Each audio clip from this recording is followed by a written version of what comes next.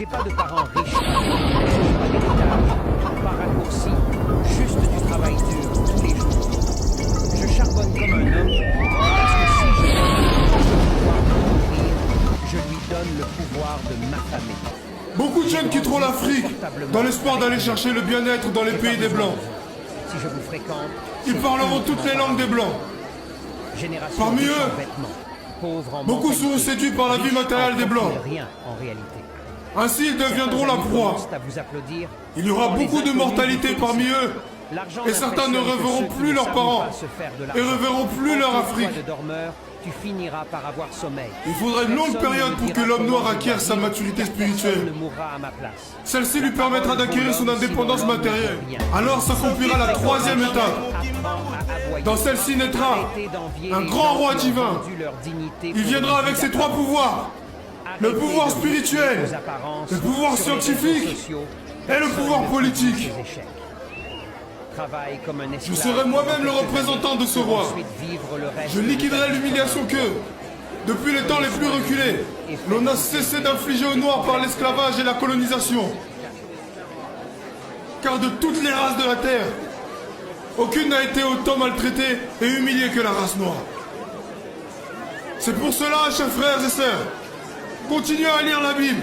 À travers ses écrits, vous arriverez à décerner les actes de ceux qui sont venus vous apporter ce livre et les écrits aux principes moraux contenus dans ce livre. Il faut qu'un voleur soit saisi avec l'objet qu'il a volé.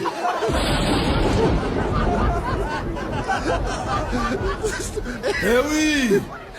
Nous aurons notre propre livre sacré, dans lesquels sont écrites en mandombe des choses cachées. Un instructeur viendra avant mon retour pour écrire ce livre et préparer l'arrivée du roi. Il sera combattu par la génération de son temps, mais petit à petit, beaucoup de gens comprendront et suivront son enseignement. Car sans cet enseignant, qui préparera les peuples africains? Car l'arrivée du roi sera très meurtrière et sans pardon. Alors il faut que les peuples d'Afrique et du Congo soient instruits avant cet événement. Vous ne savez pas encore ce que c'est qu'une guerre spirituelle. Quand les peuples Congo commenceront à se libérer, tout pays qui osera attaquer le Congo sera englouti sous les eaux. Vous ne connaissez pas encore la puissance de ceux qui sont envoyés par le Père Tout-Puissant.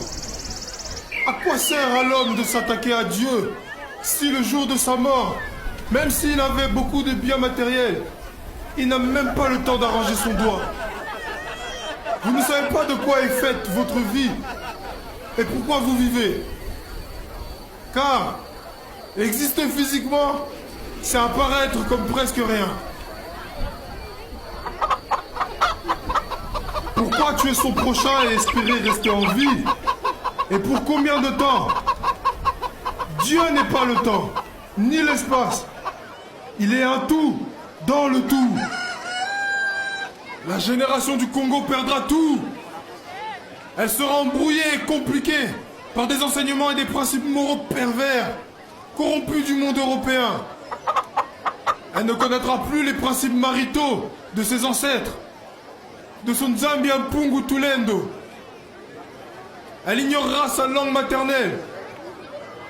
Alors je vous encourage à ne pas négliger ni mépriser vos langues maternelles.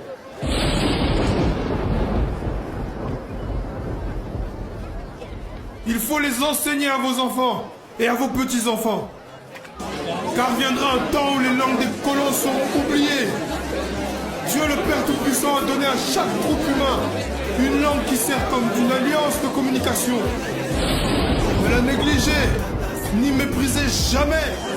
L'Esprit veille sur moi, comme il veille également sur vous tous.